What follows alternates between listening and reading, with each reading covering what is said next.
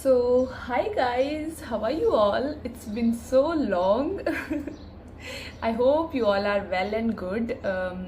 मैं भी बिल्कुल सही हूँ and it's been so long since we interacted through a new video. I hope आप मेरी पुरानी वीडियोस तो देख ही रहे होंगे. और गाइज मैंने आप लोगों को बहुत मिस किया. मैंने नई वीडियोस नहीं बनाई, लेकिन फिर भी जो पुरानी वीडियोस पे आप लोगों के कमेंट्स आते रहते थे, मैंने बहुत कोशिश की मैं सबको रिप्लाई करूं.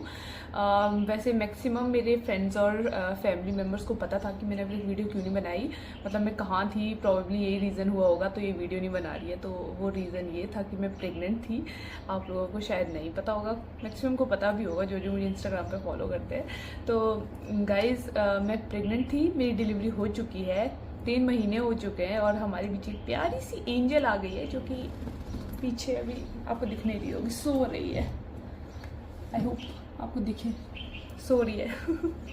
एक्चुअली हम दोनों अभी सो रहे थे. मैं बहुत टाइम से सोच रही थी वीडियो बनाऊंगी, बट मन ही नहीं करता था. पता है कि काफ़ी लोग बहुत ही ज़्यादा एनर्जेटिक हो जाते हैं, कुछ बहुत ज़्यादा लथार्जिक हो जाते हैं. तो मैं सेकंड वाली थी, इसलिए मैं वीडियो नहीं बनाती थी. मेन रीज़न ये था कि मैं जब भी फ़ोन चलाती थी मुझे नींद आ जाती थी. तो मैंने सोचा छड़ यार ये फेज़ इंजॉय करती हूँ क्योंकि तो बस मैं वही अपना फेज़ इंजॉय कर रही थी और इसलिए मैं न्यू वीडियोज़ नहीं बना रही थी. तो गाइज़ ये वीडियो भी मैं आपको बताऊंगी मेरी थोड़ी बहुत प्रेगनेंसी जर्नी. तो कैसे बताऊंगी इस वीडियो में, मैं आपको बताऊंगी कि मेरा मतलब जब मेरी डिलीवरी हुई, मैंने उस टाइम थोड़ा बहुत शूट किया था, तो मैं वो थोड़ा बहुत दिखाऊंगी आपको और अपने थोड़ा बहुत एक्सपीरियंस बताऊंगी मेरी डिलीवरी का और कैसे कैसे रहा. आई होप आप सब इन्जॉय करेंगे इस वीडियो को. और जो न्यू मॉमीज़ बनने वाली है, जो प्रेग्नेंट है, उनके लिए थोड़ी बहुत हेल्पफुल रहेगी. कुछ भी बोल रही हूँ मैं. सॉरी गाइस, बहुत टाइम बाद बना रही हूँ ना, तो बस ऐसे ही कुछ भी निकाल रही हूँ मुँह से, समझ लेना. ठीक है, तो मैं आपको अपनी डिलीवरी के बारे में बता दूँ. फर्स्ट ऑफ ऑल मेरी नॉर्मल डिलीवरी हुई थी और मेरा बेबी 4 kg की थी मेरी बेबी. और फिर भी मेरी नॉर्मल डिलीवरी हुई है. और मेरा पेन मैंने इंड्यूस किया था क्योंकि मुझे नेचुरल पेन नहीं आए थे, तो मैंने पेन इंड्यूस किया था. और मैंने एपिड्यूरल एनेस्थीसिया लिया था जो कि पेनलेस इंजेक्शन रहता है. तो मेरी एक तरह से ना पेनलेस नॉर्मल डिलीवरी हुई थी, और वो भी 4 kg की बेबी के साथ. तो बहुत ही कैसे बताऊँ, बहुत ही मुश्किल था ये सब कुछ. तो मैं आपको बताती हूँ कैसे कैसे हुआ. तो चलिए पहले आप जो मैंने थोड़ा बहुत शूट किया है ना वो आप देखो, जो जब हम जा रहे थे डिलीवरी के लिए. क्योंकि जैसे मैंने बताया मैंने पेन इंड्यूस किया था, तो मुझे पेन नहीं आया था, तो मैं थोड़ा बहुत ना वीडियो बनाने की हालत में थी. तो चलिए देखते हैं. ओके गाइस, तो अभी हम लोग जा रहे हैं हॉस्पिटल क्योंकि डॉक्टर ने अभी बुलाया है. पेन इंड्यूस करेंगे तो फिर अभी कुछ इंजेक्शन वगैरह लगेंगे या फिर मेडिसिन डालेंगे, पता नहीं. मैं अपडेट करूँगी आपको. थोड़े नर्वस भी और खुश भी है. बस जा रहे हैं हम लोग.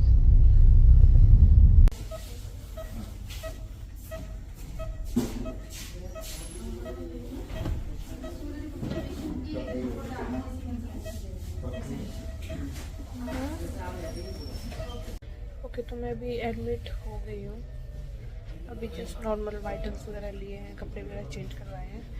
बाकी अभी एक इंजेक्शन लगेगा जिससे पेन रिड्यूस होगी, और बाकी सुबह लगेगा. अभी 10 बजे रात के और एक सुबह लगेगा जो इंटेंस वाला होगा. बाकी क्या क्या प्रोसीजर होगा हो सके तो मैं अपडेट देती रहूँगी. ओके गाइस, तो हमको रूम अलॉट हो गया है. ये हमारा रूम है, ट्विन शेयरिंग मिली है. एक उधर है और एक इधर है.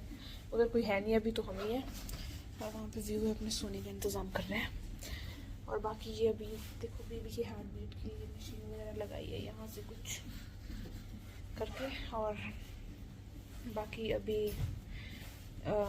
इंड्यूस करने के लिए जो मेडिसिन वगैरह डालेंगे, इंजेक्शन लगेगा, वो अब लगने वाला है. अभी तक लगा नहीं है, तो बस वो लगेगा और उसके बाद उसमें कुछ सोना ही है. बाकी थोड़े बहुत पेन आएंगे तो देखते हैं, मैं आपको बता दूंगी. अभी तक हालत ठीक है, इसलिए मैं वीडियो शूट कर पा रही हूँ. पता नहीं कल से क्या होगा, क्योंकि जो वो इंटेंस वाला इंजेक्शन जो लगेगा एक और शायद वो सुबह 4 बजे के बाद लगेगा. अभी 10 बज गए हैं, 10:30 हो गए हैं शायद. तो चलो कल शायद मैं शूट ना कर पाऊँ, पर जितना शेयर हो सकेगा मैं करूँगी. बाकी देखते हैं.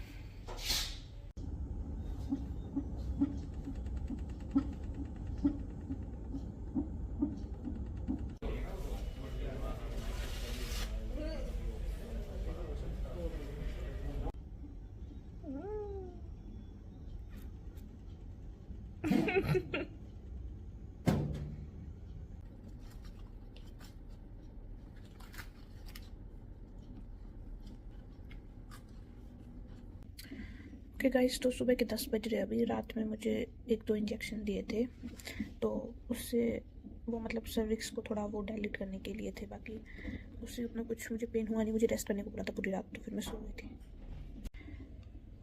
तो गाइस सुबह 5 बजे मुझे मेडिसिन इंसर्ट करी। उसके बाद मेरे को पेन आने शुरू हुए, बहुत माइल्ड से, जैसे पीरियड्स पेन रहते हैं ना, पीरियड्स क्रैम्प उस टाइप के। तो थोड़े कम ही है। सर्विक्स अभी भी ओपन नहीं हुआ है, लाइक 1 फिंगर ही ओपन था। और अभी 10 बजे है, तो 10:30 बजे फिर से दूसरा डोज डालेंगे। उसके बाद पेन थोड़ी इंटेंस होगी, धीरे धीरे इंटेंस तो हो ही रही है। अब हालत ख़राब होगी, मैं ज़्यादा शूट भी नहीं कर पाऊँगी। और बाकी देखते हैं शाम तक क्या होता है। अब मैं शूट नहीं कर पाऊँगी शायद, जहाँ तक मुझे लग रहा है। तो गाइज़ इसके बाद मैं सच में हालत में नहीं थी वीडियो शूट करने के। मुझे बहुत ज़्यादा पेन आ गए थे।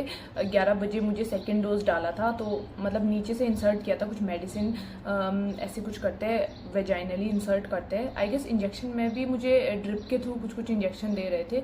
बाकी जो मेन जो डोज रहता है वो आपको वेजाइनली इंसर्ट करती है डॉक्टर, तो नीचे से। तो वो मुझे जब करा ना, ओ माय गॉड, उसके बाद मुझे इतनी ज़्यादा दर्द हुई। उसके बाद मुझे इतने पेन आए, मतलब जो बोलते हैं यार बच्चे वाले दर्द जो रहते हैं वो तो होते ही इंटेंस है, तो वैसे इंटेंस वाले मुझे क्रैम्प्स आने शुरू हो गए। मतलब जैसे हमारे पीरियड्स पेन रहते हैं ना, वो बहुत ही ज़्यादा एक खतरनाक तरीके वाला पीरियड्स पेन, बस वही होता है। ज़्यादा मत डरना, पीरियड्स पेन ही होता है, बहुत ही ज़्यादा इंटेंस पीरियड्स पेन, ऐसे सोचना है, ठीक है। तो ऐसे हुआ था। और बाकी मैं आपको बता दूं, मेरे ना थ्रू आउट द प्रेगनेंसी मुझे बैक पेन रहा है। लाइक 2nd या 3rd मंथ से शुरू हो गया था मुझे बैक पेन। और जब मेरे क्रैम्प्स आने शुरू हुए ना, मुझे बैक पेन जो तगड़ी हुई ना, मैं बता रही थी, बहुत ही तगड़ी बैक पेन हुई मुझे। और बोलते हैं ना कि जैसे लेबर पेन रहते हैं, आप एक लेबर पेन जैसे आपको पेन आया, फिर धीरे धीरे खत्म हो जाता है, फिर थोड़ी देर बाद फिर से आता है। तो मतलब मुझे वो जो बीच में जो रेस्ट मिलता है ना, वो भी नहीं मिल रहा था। मुझे इतनी मतलब बैक पेन हो रही थी, बहुत ही ज़्यादा, हर कैसी बैक पेन हो रही थी मतलब मेरे को, तो बहुत ज़्यादा बैक पेन हो रही थी। इस वजह से बस डॉक्टर आ रही थी, मैं डॉक्टर को ये बोल रही थी, प्लीज़ यार कब लगाओगे आप एनेस्थीसिया, और लगा दो। जो मैंने एपिड्यूरल एनेस्थीसिया वाला लिया था। तो गाइज मैं आपको एपिड्यूरल एनेस्थीसिया का बता दूँ, ये एक पेनलेस इंजेक्शन रहता है। इसमें आपकी नॉर्मल डिलीवरी भी हो सकती है, या अगर आपको सी सेक्शन अगर चांसेस बन जाते हैं एंड में, तो वो जो ये एनेस्थीसिया होता है इसका डोज बढ़ा के आपको डायरेक्ट सी सेक्शन के लिए भी ले जा सकते हैं। तो मतलब ये इंजेक्शन आपके दोनों केस में लग जाएगा। तो ऐसा है, ये नहीं है कि आपने एपिड्यूरल एनेस्थीसिया ले लिया, उसके बाद अगर आपका सी सेक्शन हुआ इमरजेंसी, तो आप क्या करोगे, आपको सी सेक्शन की फिर से इंजेक्शन लगाएंगे, ऐसा कुछ नहीं है। तो वही उसी जो इंजेक्शन है उसको थोड़ा उसकी इंटेंसिटी को बढ़ा देते हैं, ऐसा रहता है। तो मैं आपको बता दूं, फिर मेरे को ना नीचे रूम में लेके गए, मैंने एपिड्यूरल एनेस्थीसिया वहाँ पे लगाई। एक लेबर रूम के बाहर एक रूम था, वहाँ पे मुझे इस तरीके से बिठा दिया बेड पे, और यहाँ पे लगता है वो, यहाँ पे नीचे जैसे स्पाइनल कॉर्ड में। तो वो क्या करता है, जो हमारी जो नर्वस सिस्टम होता है ना, उसमें थोड़ी छेड़छाड़ करता है। मतलब लाइक जो हमारे नर्व फाइबर्स जाते हैं स्पाइनल कॉर्ड से, वो वहाँ पे उसको मतलब उस एरिया को सुन कर देता है वो। और उससे क्या रहता है ना, जो पेन वाले सिग्नल होते हैं जो हमारे नर्व्स लेके जाती है ब्रेन को, तो वो लेके नहीं जाते हैं नर्वस टिश्यू जो रहते हैं, वो नहीं लेके जाते हैं। और उससे क्या रहता है कि जो हमें जो पेन होती है ना, वो फील ही नहीं होती है।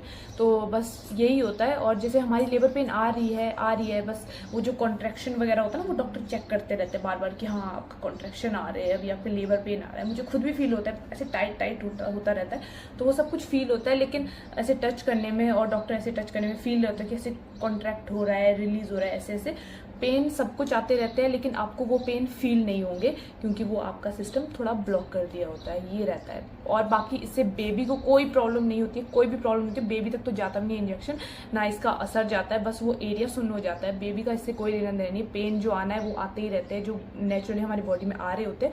और गाइज इसके साइड इफेक्ट कुछ नहीं है यार, इसके बस थोड़े बहुत साइड इफेक्ट है। कभी कभी आपको इचिंग हो जाएगी, जहाँ पे 1-2 दिन में जहाँ पे आपको इंजेक्शन लगा था। और दूसरा वहाँ पे किसी को निशान रह जाएगा, कुछ टाइम तक ब्रूस रह जाएगा, बस ये साइड इफेक्ट है, ज़्यादा कुछ नहीं। और एक ज़्यादा मेजर साइड इफेक्ट ये हो जाएगा कि जैसे जब हमको ये इंजेक्शन लगता है, तो हमारी पैर वगैरह हम सब फील कर लेते हैं, सब कुछ फील होता है, हमको बस पेन फील नहीं होती। बस कई बार ये हो जाता है कि हम अपनी पैर वगैरह बिल्कुल सुन्न हो जाती है, पैर वगैरह फील नहीं कर पाते उस थोड़े टाइम में जब तक लग रहा है। और कोई इसका साइड इफेक्ट नहीं है, ज़्यादा डरना नहीं है। और बहुत सारी मिथ्स है कि इससे ये हो जाता है, इससे थ्रू आउट द लाइफ आपको बैक पेन रहेगी। मुझे तो बैक पेन पहले से थी और अभी भी थोड़ी बहुत होती है, लेकिन ये इंजेक्शन की वजह से नहीं, क्योंकि मुझे पहले भी प्रेगनेंसी में होती है, लाइक 50% लोगों को बैक पेन होती ही होती है, चाहे वो एनेस्थीसिया ले चाहे ना ले, तो आपने इससे डरना नहीं है। और गाइस मैं आपको इसके चार्जेस के बारे में भी बता दूं तो आई गेस अलग अलग हॉस्पिटल में अलग अलग चार्जेस रहते हैं एपिड्यूरल एनेस्थीसिया के, जहाँ पे आप पहले से अपने डॉक्टर से बात कर लो कि आपको ये इंजेक्शन लेना है पेनलेस वाला या नहीं लेना है, तो डॉक्टर आपसे पहले ही पूछ लेते हैं, आप उनसे खुद पूछ लो जहाँ आप ट्रीटमेंट करवा रहे हो। और इसके चार्जेस आई गेस जहाँ हमारा था तो एडिशनली इसका चार्ज मतलब एक्स्ट्रा ऐड होता है इसका चार्ज, अगर आपको लेना है जो आपका नॉर्मल पैकेज रहता है, तो हमारा आई गेस एक्स्ट्रा उन्होंने 15,000 ऐसे कुछ लिया था एक्स्ट्रा। तो मतलब मेरे हॉस्पिटल में ये था, डिफरेंट हॉस्पिटल में इसके अकॉर्डिंग आप लगा लो, यही चल रहा होगा रेट आजकल के टाइम में। तो मतलब मतलब यही रहता है इसका एक्स्ट्रा रेट। अगर आपको ये आपकी पर्सनल चॉइस है आपको लगाना है या नहीं लगाना है, बाकी इसके साइड इफेक्ट कुछ नहीं है। बस इस वजह से मत लगाना कि इसके साइड इफेक्ट है कि हाँ मुझे डर लग रहा है इसके साइड इफेक्ट है तो मैं नहीं लगाऊंगी, ऐसे मत करना, कोई साइड इफेक्ट नहीं है, बाकी आपकी मर्जी है लगाना नहीं लगाना है। तो गाइज मैं आपको बताऊँ, फिर मुझे वहाँ ले गया, एक लंबी सी निडल रहती है, मैंने पहले मतलब मैंने यूट्यूब पे पहले बहुत सारी रिसर्च करी थी तो मुझे पता था कैसे कैसे डालेंगे।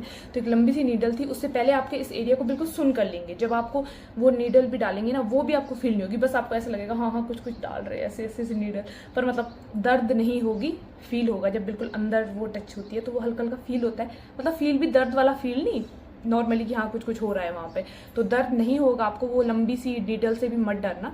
बस उसके बाद उसमें कुछ ऐसा डाल देते हैं, उससे जो आप वो यूट्यूब पे अच्छे से देख लेना, जो अच्छे से डॉक्टर्स ने बताया होता है डेमोन्स्ट्रेट करके, वो मैं आपको कैसे बताऊं। तो बस मैं आपको ये बता दी, मैं आपको अपना एक्सपीरियंस बता रही हूँ इसका। तो बस उसके थ्रू आपकी दवाई डालते हैं और उसको ना फिर एक ऐसे ड्रिप सिस्टम में लगा देते हैं। आप उसकी इंटेंसिटी फिर डॉक्टर अपने हिसाब से बढ़ाते रहते हैं, कम करते रहते हैं। अगर आपको ज़्यादा अगर आपको फिर भी पेन हो रही तो आप बोल दो इसकी थोड़ी इंटेंसिटी बढ़ा लो, तो वो बढ़ा लेते हैं। और इन केस अगर आपको फिर एमरजेंसी सी सेक्शन करवाना पड़े तो उसकी इंटेंसिटी को बिल्कुल टॉप पे ले जाते हैं और उसके बाद उसके इसी एनेस्थीसिया से आपका सी सेक्शन भी हो जाएगा, तो आपको बिल्कुल पेन नहीं होगा। तो ये इस तरीके का होता है।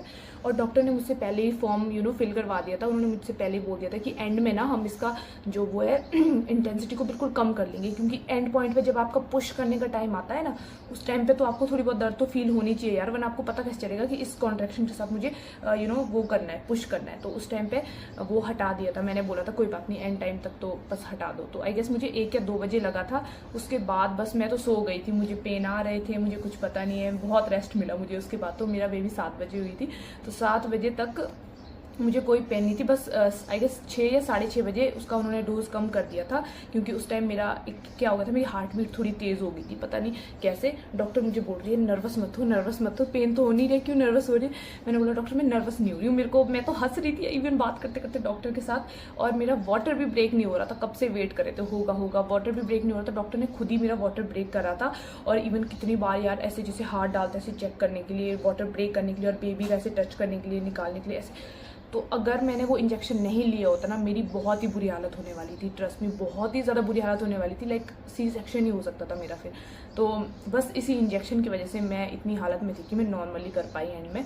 और फिर बहुत ही ये सब कुछ मुझे तो बिल्कुल फील नहीं, जो डॉक्टर करती थी मैं तो आराम से लेटी थी। बस एंड टाइम पे फिर जब मेरी हार्ट बीट तेज़ होने लगी, डॉक्टर ने बोला अभी करना पड़ेगा। फिर मुझे एकदम से लेबर रूम में लेके गए और ऐसे ऊपर से एक डॉक्टर ने ऐसे पुश किया, बहुत ही वो टाइम मुझे दर्द फील हुआ। पर वही है कि उस टाइम जो मुझे एनर्जी चाहिए थी ना, वो मुझे उस रेस्ट वाले पीरियड से मिल गई थी। तो अगर मैं थ्रू आउट द इस क्रैम्प्स वाले टाइम में मेरे को पेन होते रहते तो मैं एंड टाइम पे शायद नहीं कर पाती, क्योंकि एक तो बेबी 4 kg का था तो निकालना बहुत मुश्किल होता है। मेरे मैक्सिमम रिलेटिव ने मुझे ये बोला यार आजकल तो 3.5 kg के बच्चे भी सी सेक्शन होते, तूने 4 kg का कैसे निकाल दिया। तो बस मैं उनको बताती कि मैं ऐसे इंजेक्शन से निकाला। इवन जब मैंने अपनी मम्मी को फ़ोन करके बताया ना कि मैं ऐसे ऐसे इंजेक्शन ले रही हूँ, वो तो यार क्या इंजेक्शन ले रही है, ऐसे ऐसे मत करती रही हो, बच्चे को ये हो जाएगा वो हो जाएगा। लोगों को मतलब इतना नॉलेज नहीं है, तो आप अच्छे से इसका नॉलेज ले सकते हैं। मैं आपको बस अपना एक्सपीरियंस बता रही हूँ, तो आप लोगों की बातें ना सुन के अपना खुद का नॉलेज और अपने डॉक्टर की सुनिए, क्योंकि डॉक्टर को ज़्यादा पता होता है। और गाइज तो बस इस वजह से फिर एंड में क्या हुआ ना, जब मुझे लेबर उसमें लेके गए तो ऐसे पुश कराने के लिए डॉक्टर ने तो ऊपर से पुश किया, ऐसे मतलब ऊपर से जोर से लगा रहा था कि पुश करने के लिए। और मैंने 3 Idiot मूवी जो देख के गई थी वही दिमाग में था उसका जो एंड वाला सीन में डॉक्टर बोली वैक्यूम लगाओ, वैक्यूम से निकालो, अब नहीं होगा, वैक्यूम से निकालो फिर डॉक्टर ने वैक्यूम भी निकाला, मतलब उनके पास सब कुछ ऑलरेडी रहता है इमरजेंसी, तो उन्होंने वैक्यूम भी लगाया था। तो उससे फिर मेरी बेबी बाहर आ गई थी। और बस वही थोड़ा सा टाइम था पुश करने वाला टाइम, जब मुझे हल्की हल्की मतलब दर्द हुई थी यार, वो तो नॉर्मली में वो तो होगी चाहे आप एनेस्थीसिया लो ना लो, वो एंड टाइम पे तो डॉक्टर ने बोला होगी, लेकिन आपकी जो मेन जैसे बहुत ज़्यादा इंटेंसिटी रहती है ना वो दर्द वाली, वो नहीं थी, बहुत कम हो गई थी आपकी, और जो पहले रेस्ट मिला लेबर वाली दर्द का वो अलग से। तो बस ये था प्रोसीजर मेरी एपिड्यूरल एनेस्थीसिया का। इससे मुझे हेल्प भी बहुत हुई है गाइस, ट्रस्ट मी, वरना नहीं होता। और एंड में मुझे उसका बिल्कुल उन्होंने हटा ही दिया था एनेस्थीसिया जब मैंने पुश किया था। तो एंड में शायद आप अपने डॉक्टर से कंसल्ट कर सकते हैं, इसमें कंफ्यूज मत होना कि आपके एंड में क्यों हटा दिया एनेस्थीसिया, मतलब एंड तक भी वो रखना ही चाहिए था। तो एंड में या तो आप उसकी इंटेंसिटी को कम करो या आप हटाओ, वो आपकी पर्सनल चॉइस है। मैंने डॉक्टर को पहले बोल दिया था कोई बात नहीं, एंड में अगर आपको हटाना हो तो हटा देना, बस मुझे पहले का थोड़ा रिलीफ दे देना। तो बस मेरा एंड में वो हटा दिया था। एंड में मुझे थोड़े बहुत पेन तो हुए जब पुश किया आधे एक घंटे में, मतलब वो तो यार अब थोड़ा बहुत पेन फील करोगे तभी तो आप पुश कर पाओगे। तो ये था बस मेरा प्रोसीजर, और चार्जेस का भी मैंने आपको बता दिया। ओके गाइज, तो आई होप आपको आज की वीडियो पसंद आई होगी। अगर आपको आज की वीडियो पसंद आई है तो इस वीडियो को लाइक कीजिए, कमेंट कीजिए, और जो भी नई मॉमीज़ है जो प्रेग्नेंट है तो डरना मत, सब कुछ अच्छे से हो जाएगा। ऐसा ही फेज़ रहता है। मैं भी बहुत ज़्यादा डरती थी, नर्वस होती, लेकिन जिस दिन होना होता है ना सब कुछ भूल जाते हैं, सारी नर्वसनेस सब निकल जाता है। मतलब तब ये होता है कि बस हो जाए सही से, और वो बस ऐसे गायब हो जाता है, याद भी नहीं रहता है दर्द कुछ भी याद नहीं रहता है आपको। तो नर्वस मत होना, सब अच्छे से होगा, सब वेल एंड गुड होगा। Okay, bye, all the best.